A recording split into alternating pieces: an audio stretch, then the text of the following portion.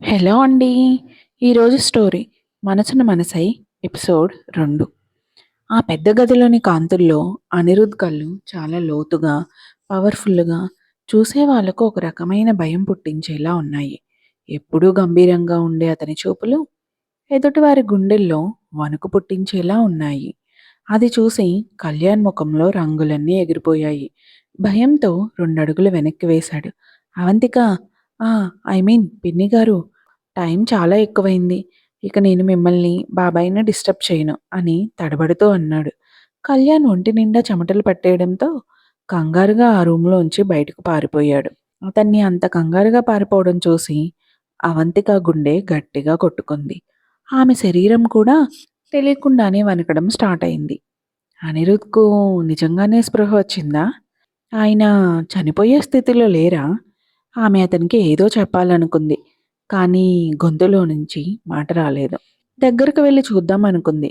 కానీ భయంతో కాళ్ళ అడుగు ముందుకు పడలేదు. ఒక్కసారిగా భయం వేయడంతో ఆమె వెనక్కి జరిగి గబగబా మెట్లు దిగి కిందకు పరిగెత్తింది. సుమతి ఆంటీ, అనిరుద్ గారికి స్పృహ వచ్చినట్టుంది. ఆయన కళ్ళు తెరిచారు అని అవంతిక గట్టిగా పిలిచింది. ఆ మాట వినగానే సుమతి కంగారుగా మెట్లు ఎక్కి పైకి వచ్చింది. రూంలోకి వెళ్ళి చూసి సుమతి ఒక నిట్టూర్పు విడిచి ఇలా అంది. అమ్మా, అనిరుద్ గారు రోజులో ఎప్పుడో ఒకసారి ఇలా కళ్ళు తెరుస్తూనే ఉంటారు. అంత మాత్రాన ఆయనకు స్పృహ వచ్చినట్టు కాదు. చూడండి, మనం మాట్లాడుతున్నా దేనికి ఆయన రెస్పాండ్ అవ్వట్లేదు. కోమాలో ఉన్నవాళ్ళు మళ్ళీ మామూలు మనుషులవ్వడం చాలా కష్టమని డాక్టర్లు ముందే చెప్పారు. అయినప్పటికీ అవంతిక మనసులో ఏదో తెలియని కంగారు పోలేదు. సుమతి ఆంటీ, ఈ రాత్రికి రూమ్‌లో లైట్లు ఆన్ చేసి ఉంచమంటారా? నాకు కొంచెం భయంగా ఉంది అంది. అలాగేనమ్మా, లైట్లు ఆన్ చేసే ఉంచుతాను. మీరు కాసేపు విశ్రాంతి తీసుకోండి అమ్మగారు. రేపొద్దున్నే మనం పాత బంగ్లాకు వెళ్ళాలి. నేను మిమ్మల్ని ఉదయాన్నే లేపుతాను అంది సుమతి.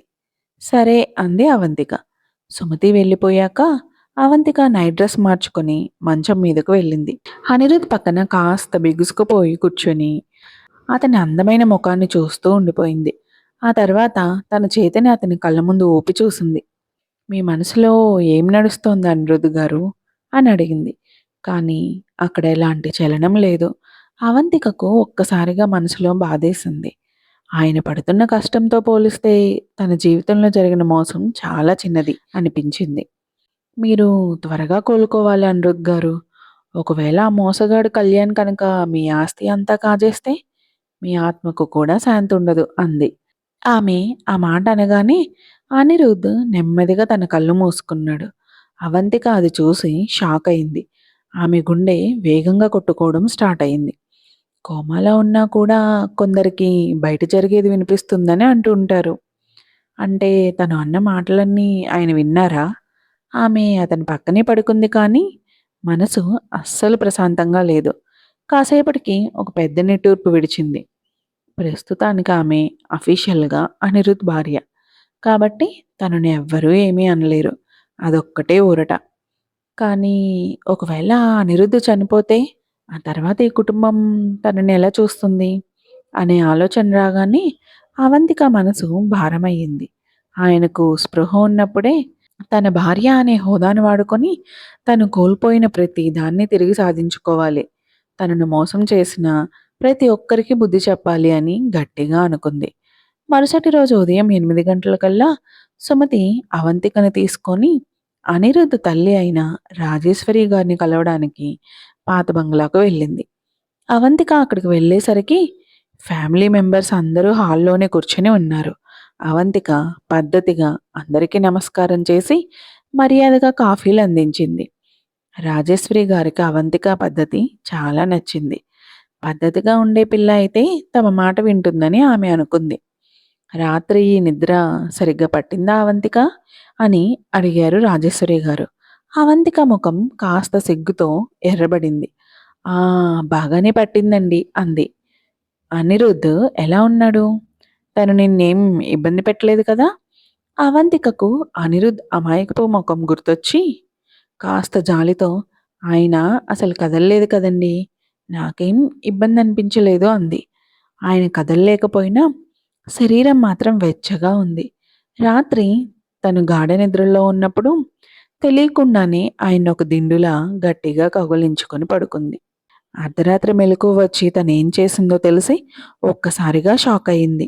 "నీకోసం ఒక గిఫ్ట్ తెచ్చాను అవంతిక" అంటూ రాజేశ్వరి గారు ఒక ఊదా రంగు బాక్స్ ఓపెన్ చేసి అవంతికకు చేతిలో పెట్టారు.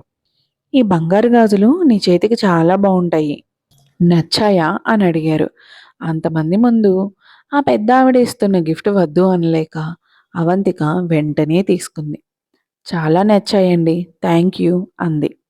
"నీ పరిస్థితి నాకు అర్థమవుతుందమ్మా. అనిరుద్ ఇలా ఉండడం వల్ల నిన్ను బాగా చూసుకోలేకపోతున్నాడు. కానీ ఈ పరిస్థితి నుండి నిన్ను ఒక మంచి లైఫ్ దక్కేలాగా నేను ఒక ప్లాన్ చేశాను" అంటూ రాజేశ్వరి గారు తన మనసులోని మాట బయటపెట్టారు. అనిరుద్‌కి టైం చాలా తక్కువగా ఉంది. వాడెప్పుడూ బిజినెస్ పనుల్లో బిజీగా ఉండి అసలు లైఫ్‌ని ఎంజాయ్ చేయలేకపోయాడు. కనీసం వాడికంటూ ఒక సంతానం కూడా లేకుండా పోతోంది. ఆ మాట వినగానే అవంతిక ఒక్కసారిగా షాకయ్యి బిగుసుకుపోయింది. సంతానమా? అంటే రాజేశ్వరి గారు తనను అనిరుద్ బిడ్డకు జన్మనివ్వమని అడుగుతున్నారా? "నువ్వు అనిరుద్‌కి ఒక బిడ్డనిచ్చి మా వంశాన్ని ముందుకు తీసుకువెళ్ళాలని నేను కోరుకుంటున్నాను" అని రాజేశ్వరి గారు తేల్చి చెప్పారు. అవంతిక నోట మాట రాలేదు. ఆ రూమ్‌లో ఉన్న మిగతా ఫ్యామిలీ మెంబర్స్ మొఖాలు కూడా ఒక్కసారిగా మారిపోయాయి. "అమ్మా! అనిరుద్ధ్ చాలా రోజులుగా అనారోగ్యంతో ఉన్నాడు.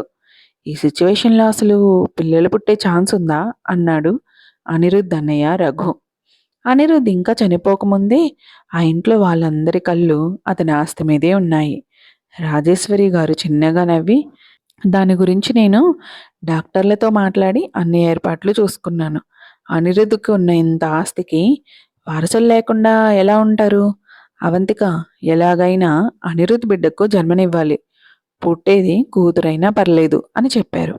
ఆ మాట అనగానే రూమ్‌లో ఉన్న వాళ్ళందరి చూపులు ఒక్కసారిగా అవంతిక వైపు తిరిగాయి. మీకు ఈ స్టోరీ నచ్చినట్టయితే ప్లీజ్ సబ్స్క్రైబ్ చేసుకోండి. లైక్ చేసి షేర్ చేయండి. మరో ఎపిసోడ్‌తో మళ్ళీ కలుద్దాం. Thank you.